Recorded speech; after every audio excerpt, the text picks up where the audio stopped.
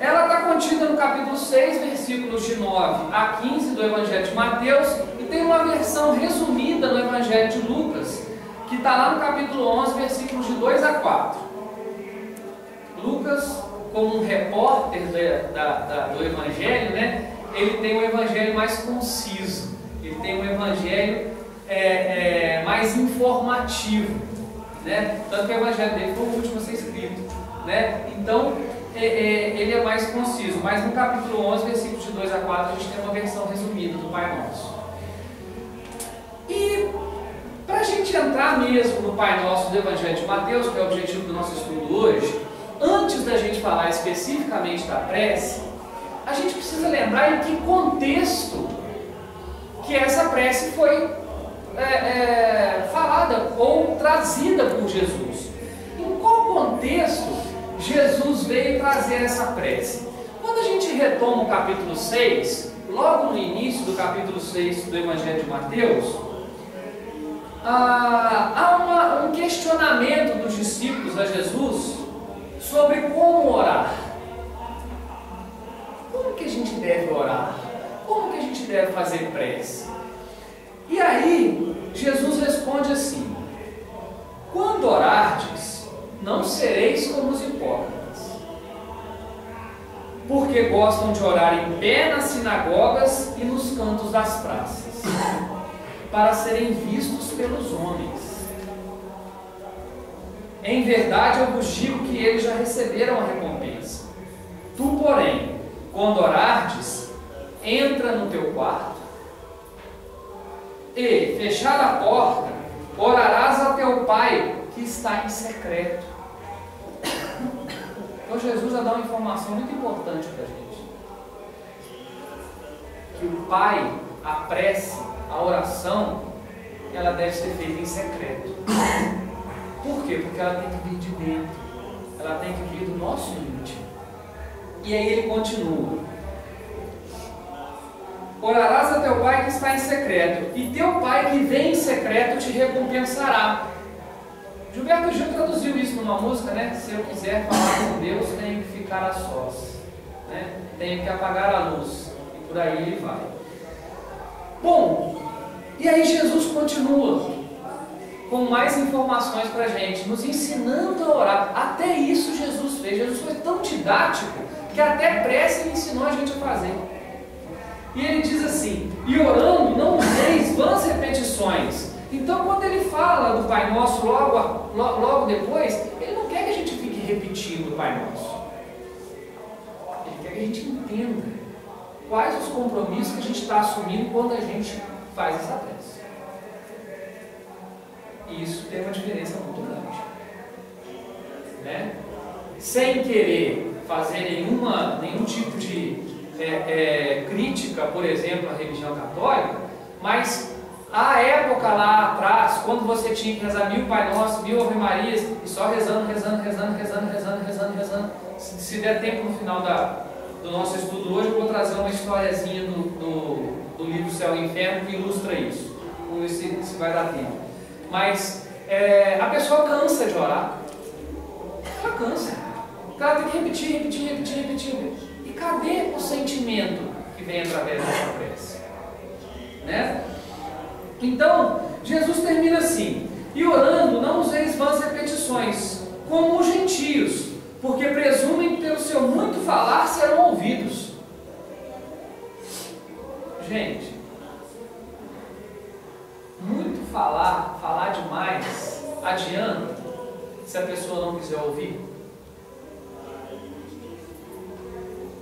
Jesus fala isso com clareza através de Mateus. Mateus escreve isso para a gente.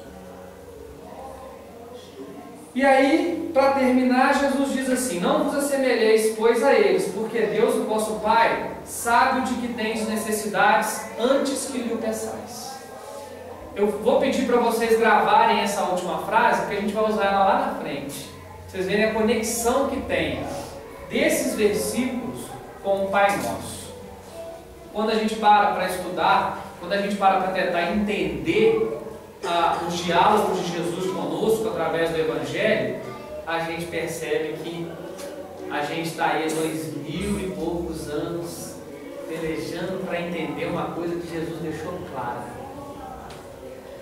Então, Emmanuel, ele diz assim: cada palavra dentro do Pai Nosso tem a fulguração de sublime luz. Cada uma das palavras dentro do Pai Nosso tem a fulguração de sublime luz. Uma luz imperecível, uma luz que não termina, uma luz que é eterna. Porque o Pai Nosso, ele resume a essência da nossa ligação com Deus. com a divindade. E logo na pergunta número 3 do Evangelho, do Livro dos Espíritos, os Espíritos já respondem para a gente como que funciona essa ligação com Deus. Mas vamos começar pelo título, Pai Nosso. Porque a primeira coisa que a gente fala na prece é isso, Pai Nosso, né? Nosso Pai é Deus. Todos nós temos a certeza disso? Ou a gente tem alguma dúvida? Eu acho que é Deus. Pra mim. Né? Bom, lá na pergunta número 3 do Livro dos Espíritos, os Espíritos vão responder isso para a gente. Aliás, eles respondem isso na pergunta 1, 2, 3 e 4. Nós vamos trabalhar com elas aqui hoje. Mas, na pergunta número 1, Kardec é muito didático também, porque era próprio da personalidade dele. Ele pergunta para os Espíritos assim, o que é Deus? E não quem é Deus. Os Espíritos respondem: Deus é a inteligência suprema e a causa primária de todas as coisas. Aí Kardec faz uma conexão interessante. Na pergunta 2 ele pergunta assim, o que é o infinito? O que tem Deus a ver com o infinito? Né? Aí os Espíritos respondem assim, o infinito é aquilo que não tem começo nem fim. É o desconhecido. Isso a gente tem que grifar. O infinito é o desconhecido. E tudo que é desconhecido é infinito. Aí na pergunta 3, Kardec faz uma correlação. Então Deus é o infinito? O que vocês acham que os Espíritos responderam? Não. E os Espíritos respondem, os Espíritos não respondem que não. Eles respondem assim, definição incompleta. Se é uma definição incompleta, está claro que Deus é muito maior do que o infinito. E se a gente for buscar a resposta, a gente vai ver assim, que aí os Espíritos respondem, poderia dizer que Deus é infinito? Não, definição incompleta. Pobreza da linguagem de vocês. Por quê? Porque é insuficiente para definir o que está acima da sua inteligência. Nós somos tão pobres de definição que a gente não consegue definir o que é Deus com a nossa linguagem. E os Espíritos não tentaram fazer isso, eles tentaram dar para nós uma ideia do que seja Deus. E aí na pergunta número 4, Kardec falou, então tá bom, se Deus é maior do que o infinito, né? Kardec pergunta assim para os Espíritos, onde que a gente vai encontrar prova da existência de Deus? Como é que você prova? E aí a resposta dos Espíritos é brilhante. É brilhante. Porque eles respondem assim, procurai saber tudo que não é criação do homem. Procurai ver a causa de tudo que não é criação do homem. E eles vão mais além. Eles falam assim, num axioma. O que é um axioma? O axioma, nas ciências, é uma verdade inquestionável. É uma verdade que não tem como se refutar. É absolutamente inquestionável, você não tem como refutar essa verdade. E os Espíritos respondem, num axioma, que vocês aplicam nas vossas ciências. Não há efeito sem causa. Procurem tudo que é uma causa que não está no homem e vocês terão uma resposta. Qual é a resposta? Só pode ser a criação de Deus. Não tem outra resposta. Tudo que é aquilo que o homem não consegue criar, que o homem não controla, é óbvio que tem uma criação maior. E aí, na nossa pobreza de vocabulário, a gente vai ver aqui, né, no terceiro tópico, a gente vai perceber que na nossa pobreza de vocabulário, a gente chama de Deus. Né? Tomara que a gente consiga entender o que é Deus, ainda nessa encarnação. Mas a segunda frase diz assim, a gente já falou Pai Nosso. Pai Nosso que estais nos céus. Está no plural. Podem consultar o Evangelho de Mateus que vocês vão ver. Não é Pai Nosso que está no céu. Pai Nosso que estais nos céus. Está no plural. E por que está no plural? Por quê? Com qual objetivo Jesus disse para a gente que o Pai Nosso está nos céus? É claro que Deus não pode ser infinito. É evidente que Deus não pode ser infinito. Sabe por que Ele não pode ser infinito? Porque durante toda a nossa existência, todas as nossas existências, as nossas várias humanidades, as nossas várias civilizações, a gente tem uma ideia de que Deus existe. Desde as tribos mais rudimentares até as civilizações mais avançadas que nós temos hoje, que já tivemos, todas têm a ideia de que Deus existe, de que existe uma divindade, uma criação, algo que cria, que nos criou, que é maior do que a nossa. E aí, quando Mateus coloca Pai Nosso que estás nos céus, obviamente Jesus provavelmente falou mesmo que estás nos céus. Por quê? Porque nós temos muitos céus. Na verdade, cada um de nós tem um. Cada um de nós tem um céu interior. Por isso que a prece não pode ser repetida.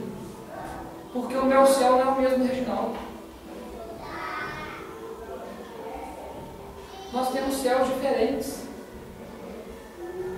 Cada um de nós buscando a perfeição. Cada um de nós buscando cada vez mais evoluir. Mas cada um de nós com as suas necessidades diferentes em cada momento. E quanto mais a gente caminha em direção a essa perfeição, mais a gente se aproxima de Deus. Mais a gente se aproxima do céu interior. Mais a gente se aproxima da capacidade de entender o que é Deus.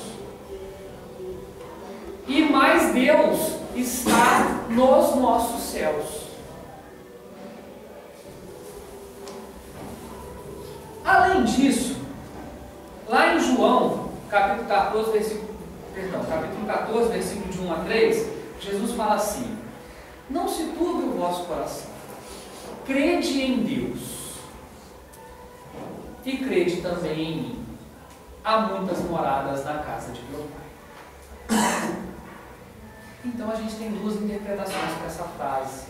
Além do céu interior, tem as inúmeras moradas na casa do Pai, que são os inúmeros planetas, os inúmeros orbes, as inúmeras estrelas que nós temos espalhadas pelo universo, que nós também podemos considerar que são céus. Por quê? Porque a cada momento que a gente vai dar um passo em direção à evolução, a gente dá um passo em direção a um céu diferente, a um ambiente diferente, a um ambiente melhor, a um ambiente mais iluminado. Hoje mesmo, na casa do Cássio, à tarde, o Cássio comentou: o mundo de regeneração está chegando rápido. Né? Por que o mundo de regeneração está chegando rápido? Porque é realmente cada vez mais rápido o processo de transição. Nós estamos no limiar de uma nova era. Nós estamos vivendo e vendo ocorrer a mudança. Né? E nós estamos buscando um novo céu, porque Jesus também disse: os mansos herdarão a terra. Ele não disse isso de bobeira. Ele disse isso porque os mansos de fato herdarão a terra. Aqueles que não são mansos, infelizmente, terão que ir para um outro orbe, e lá coabitar, e lá evoluir, porque a terra não vai parar a sua evolução, o planeta não vai parar a evolução. Nós temos que acompanhar. Nós precisamos acompanhar essa evolução. E Kardec fala, no capítulo 3, item 2 do Evangelho segundo o Espiritismo, exatamente isso. Quer dizer, existem muitas moradas na casa do Pai, e essas muitas moradas a gente precisa verificar como é que a gente vai habitar. A gente precisa ir lá e evoluir, porque a gente precisa passar por todas elas. E se o nosso objetivo é a perfeição lá na frente, daqui a alguns bilhões de anos, nós temos que experimentar tudo. Só é perfeito aquele que sabe tudo. Então a gente tem uma longa caminhada pela frente. Agora olha que interessante.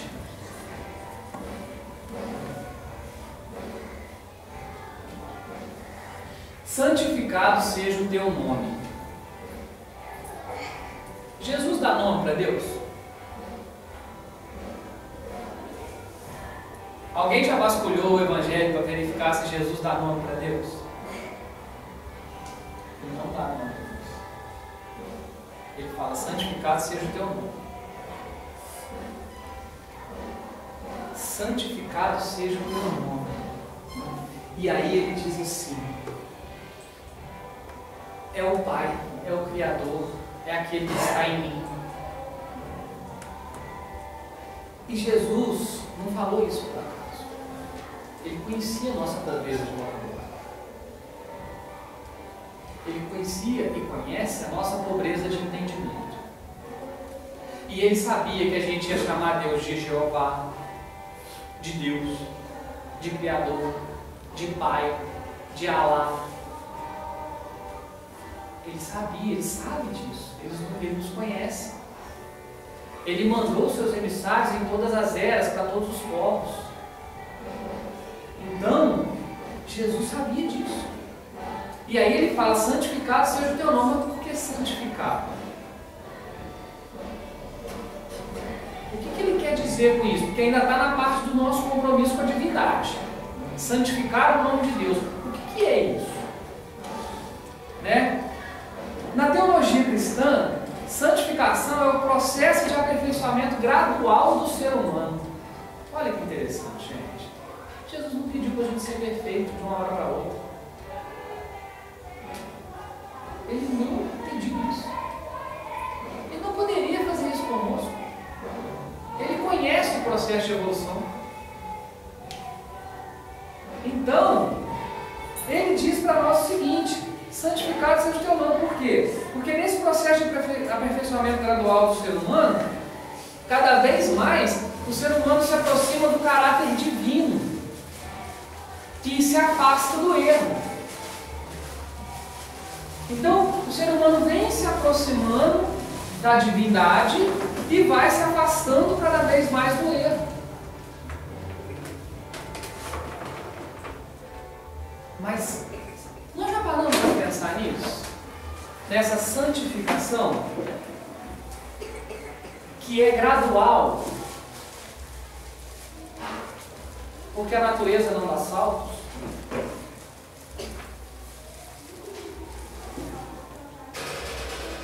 Aí Jesus fala assim, venha a nós o teu reino. Aí pode até parecer que é meio contraditório, vocês não acham? Se nós é que temos que evoluir, por que a gente pede para o reino vir até nós? Não parece uma coisa meio contraditória? Aí Emmanuel dá uma explicação muito interessante no capítulo 18 do livro Boa Nova, que inclusive o título é Pai Nosso, né? Emmanuel fala assim, a redenção da criatura não pode prescindir da misericórdia do Criador, considerando nossas imensas imperfeições. A redenção da criatura não pode prescindir da misericórdia do Criador, considerando as nossas imensas imperfeições. Sem a misericórdia do Criador, nós não temos condição de atingir a redenção, atingir a perfeição. E é por isso, e é exatamente por isso, que durante esse longo período de 2000 anos, 2015 anos, nós falamos tanto em salvação. Porque a gente sabe o que é salvar. Né? Salvar normalmente é um buscar e dar a mão para o outro, né? A gente tentar puxar o outro. E a gente só consegue fazer isso se o reino de Deus vier até nós. Quer dizer, se a misericórdia de Deus vier até nós. Se a bondade do Pai Criador vier até nós. Para facilitar a nossa caminhada. Jesus meio que fala assim, né? Gente, vamos pedir para o reino de Deus vir para nós, para o reino do Pai vir para nós, porque ele facilita para a gente. Né? Alivia o caminho. E quando o Kardec pergunta aos espíritos, né, como que a gente faz para se aproximar de Deus, eu não vou lembrar qual é a pergunta agora, dos espíritos, mas eu lembro que a resposta é a prece. A oração aproxima vocês de Deus. Então, dentro desta prece que Jesus nos ensinou, está contido esse caráter divino, esse caráter do reino vir até nós.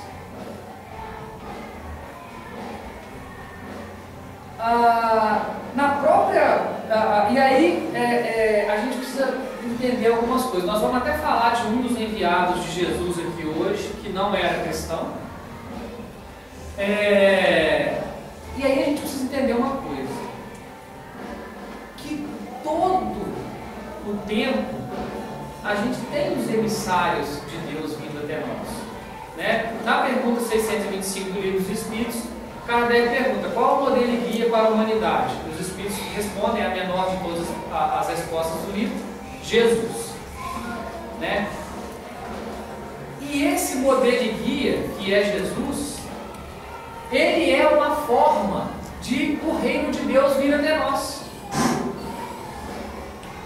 Como Cristo, como Buda, como Madre Teresa, como Irmã Dulce, como Chico, são os enviados, são os emissários, como, né, Santo Antônio, como São Francisco, como a gente falou aqui no ano passado, né? Enfim, são os enviados de Deus. É dessa forma que o reino vem até nós. Mas será que a gente está com os ouvidos abertos para ouvir esses emissários? Ou será que a gente está com os olhos abertos para enxergar os exemplos desses emissários? Será que a gente está com o coração aberto para entender esses exemplos? Essa é a pergunta que nós temos que nos fazer. Né? E a doutrina espírita ela tem uma coisa interessante, porque assim, ela é baseada em perguntas e respostas. Né? Então tem muitas perguntas e tem muitas respostas. Mas tem muitas perguntas que a gente precisa se fazer. Não basta Kardec ter perguntado aos espíritos e eles respondiam para a gente. Isso foi só o início da caminhada. Aí está o mais difícil, que é a próxima frase, né? Seja feita a vossa vontade, assim na terra como no céu. Porque para que seja feita a vontade de Deus, a gente tem que se libertar de todo o egoísmo, de toda a vaidade. A gente tem que entender o que Deus quer. E aí é mais complicado. Porque como entender o que Deus quer? Se a gente ainda não compreende muito bem o que é Deus. Né? Como entender o nosso sofrimento? Como entender as nossas angústias, as nossas ansiedades?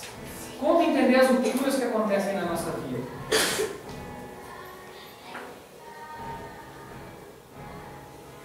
Como entender esses eventos que às vezes nos abalam e mexem conosco?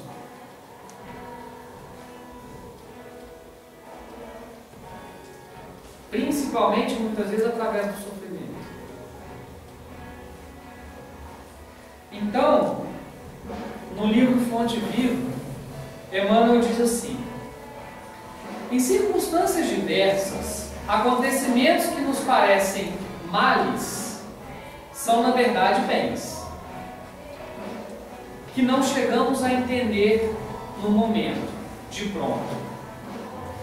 E basta analisar as ocorrências da vida para percebermos que muitas daquelas situações que nos afiguram como bens resultam em males, que nos dilapidam a consciência e golpeiam o coração.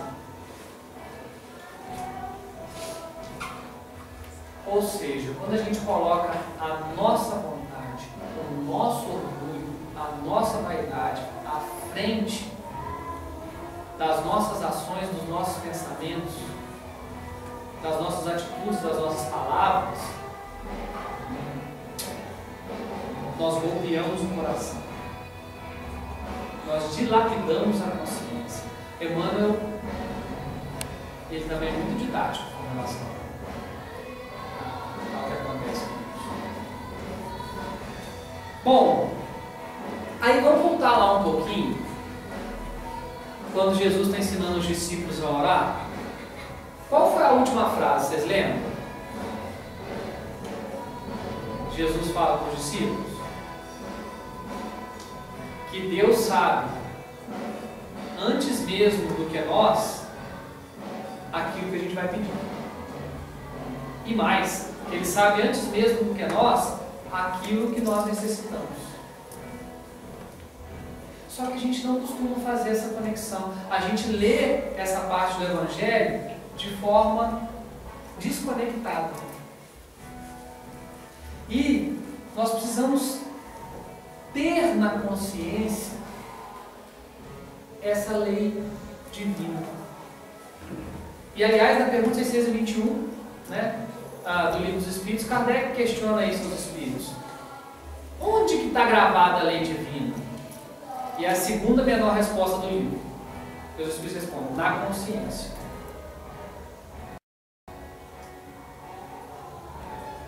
Então nós temos a lei divina do trabalho, que é a evolução. Nós temos a lei divina da convivência. Nós temos a lei divina do amar ao próximo como a ti mesmo. Nós temos todas essas leis divinas gravadas na nossa consciência. Mas a gente foge ou não dessa lei, de acordo com a nossa vontade. Uma hora a gente vai ter que seguir. Uma hora a gente vai ter necessidade de cumprir essa lei. A gente vai sentir necessidade desse cumprimento da lei. Né? Gente, imagina. Eu sou, né, já confessei para vocês aqui da outra vez, eu sou apaixonado por Madre Teresa. Imagina o que é uma mulher que não teve um filho biológico chegar a cuidar de 300.000 pessoas. É muita responsabilidade, é muito amor ao próximo, é muito desprendimento. É muito desprendimento. E quando o pessoal resolveu burocratizar a vida dela, ela simplesmente falou: ó, vou voltar para os meus pobres, tchau, Minas. Desse jeito. Desse jeito. Eu me esqueci o nome do padre que acompanhou ela durante muito tempo. E o padre se vira para a assembleia que estava ali reunida e diz assim: eu nunca entendi as ações da Madre. Agora, depois de 30 anos, eu estou entendendo. Pela primeira vez, É pela primeira vez que eu estou entendendo. A pergunta: quanto custou essa garrafa de água que eu estou bebendo aqui? Isso mesmo. Foi no Prêmio Nobel, né? Foi no Prêmio Nobel. Aí falou $2, sei lá, $1. Ela regalou $1. $1 eu faço 1 milhão de coisas com os meus. Eu não sei se vocês sabem, deixa eu só fazer aqui rapidamente um comentário sobre a vida dela, que eu descobri há pouco tempo, não sei se vocês sabem disso. Vocês sabem, os Estados Unidos é a maior potência econômica da Terra, né? Mas quando começou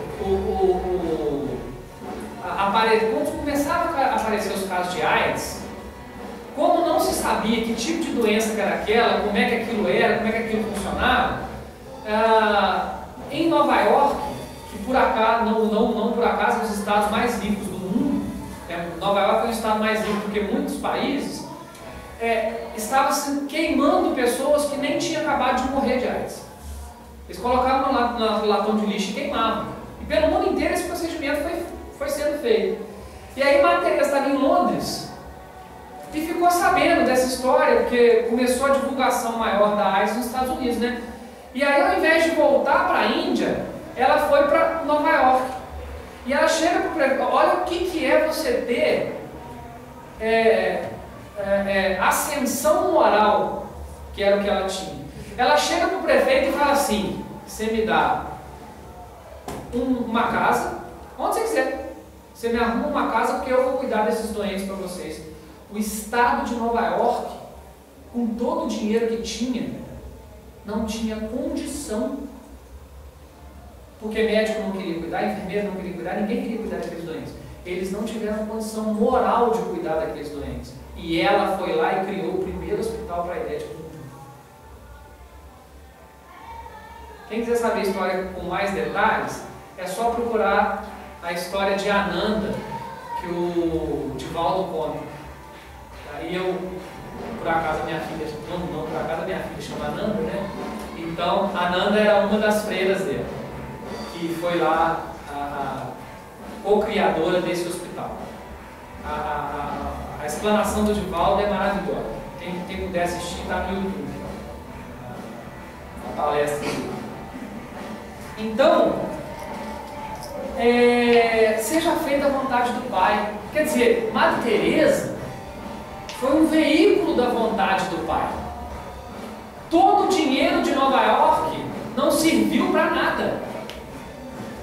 Não serviu para ser veículo da vontade do Pai. Aí chega aquela senhora mirradinha, né, magrinha, chega lá e foi o veículo da vontade do Pai.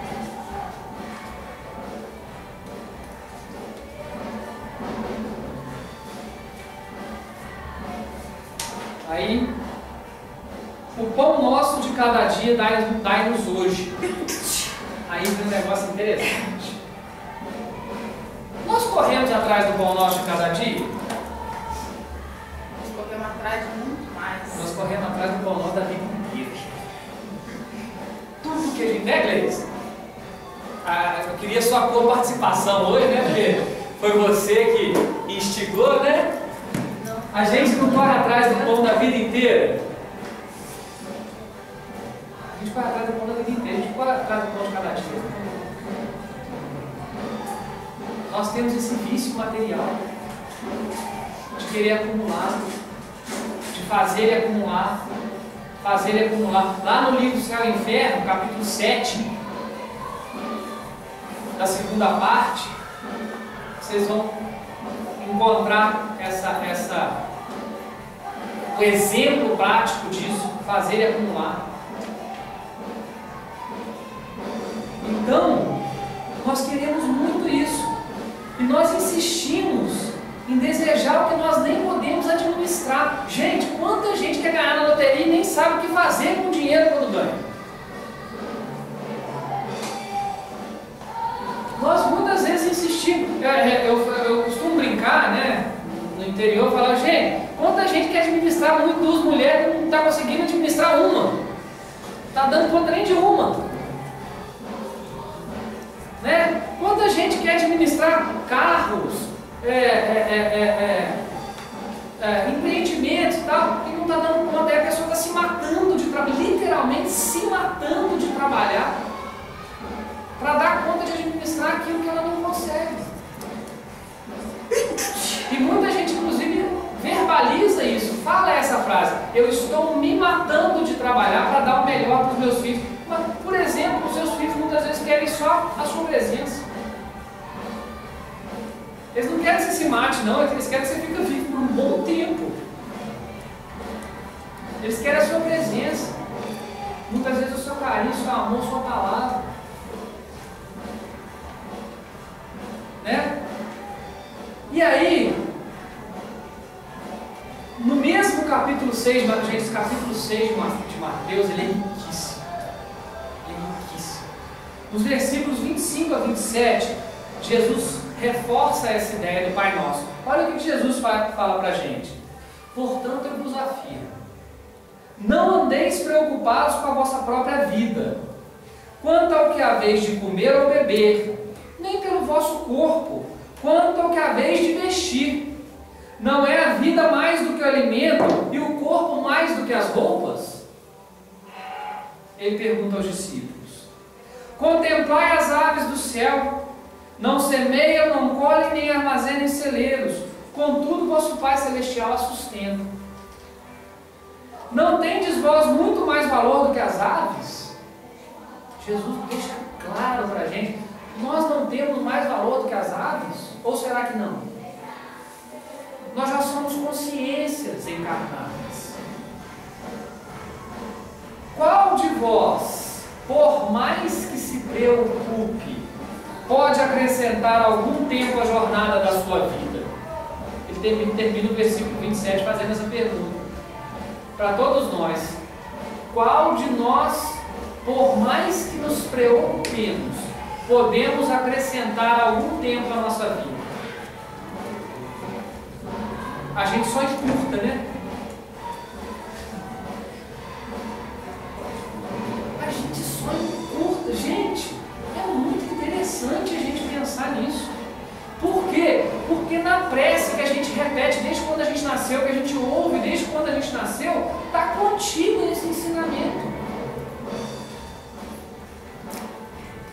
Na Bíblia que está aberta ou fechada muitas vezes na nossa casa, está contido esse ensinamento.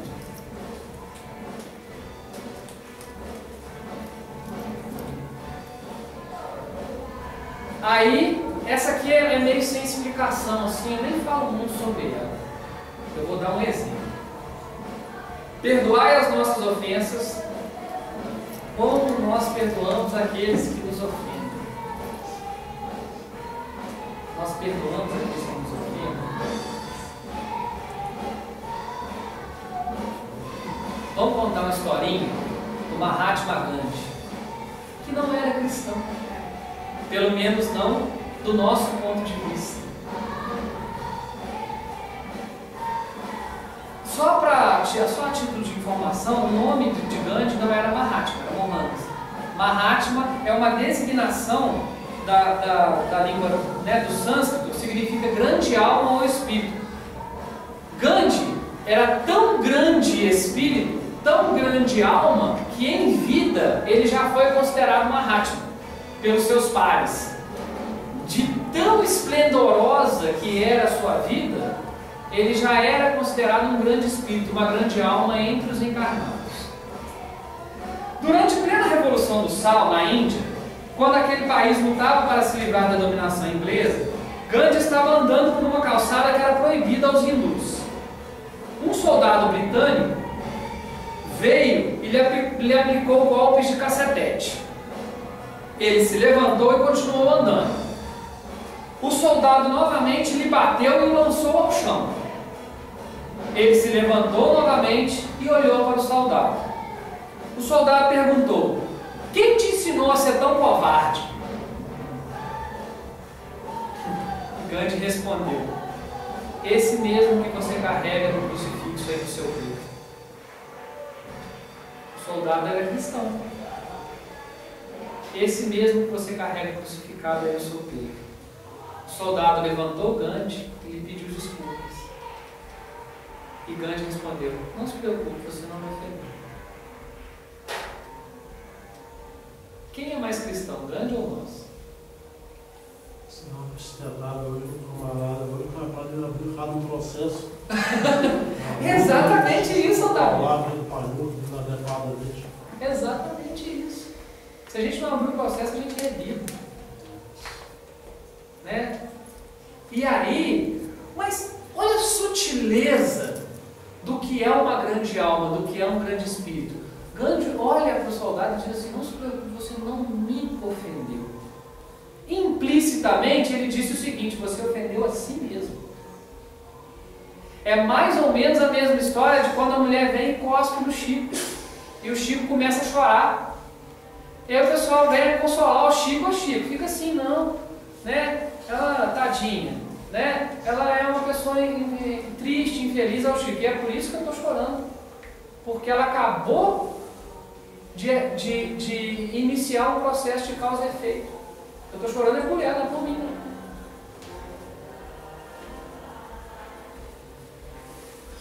Não nos deixeis cair em tentação. Traduzido: nos sustenta frente às nossas fraquezas, porque a tentação não vem de fora. Lê do engano nosso achar que a tentação vem de fora, que nós temos um inimigo oculto que nos espreita e quer nos fazer muito mal. Nós temos amigos. Nós não temos inimigos. Nós temos amigos que erraram junto conosco, que estão na mesma faixa vibratória do que nós. E agora que a gente está tentando dar um passo à frente, eles estão aqui do nosso lado, falando: opa, peraí, que negócio é esse você querer sair? Não me abandona não, ué. Eu quero ficar com você. Não me olha não. Eles são nossos amigos de outras eras, E nós precisamos tratá-los com muito carinho. Nós precisamos tratá-los com muito amor. Porque se a gente os tratar como inimigos, principalmente em pensamento, se a gente tratar esses irmãos como inimigos, a gente não vai simplesmente fugir da tentação. Porque a tentação é justamente essa: a gente fugir daquilo que é obrigação nossa. A obrigação nossa é caminhar com eles.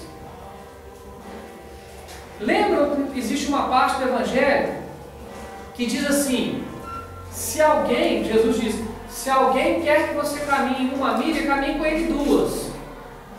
Você sabe como é que era caminhar 1 milha na época de Jesus?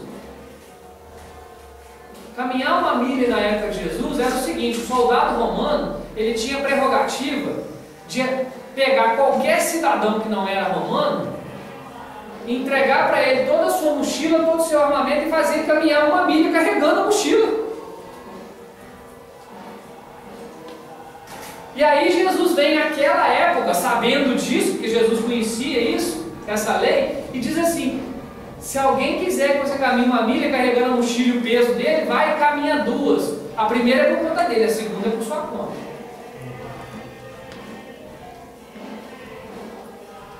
Então, se a gente for fugir da tentação, se a gente for fugir desses irmãos, a gente não está caminhando a milha com ele.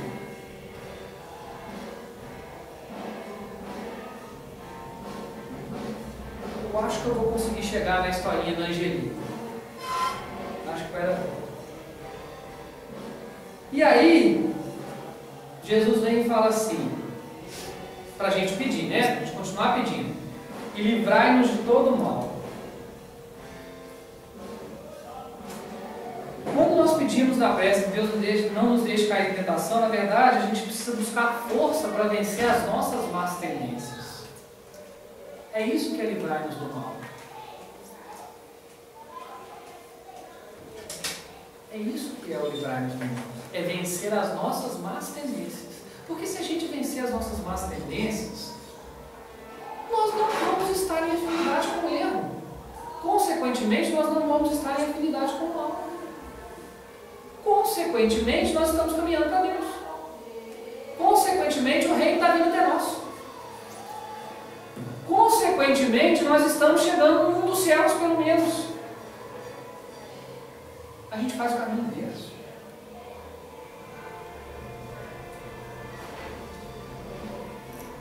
E não basta orar, gente. Sabe por que não basta orar? Eu vou rapidinho contar a história da Angelina para vocês. Só para ilustrar como isso funciona.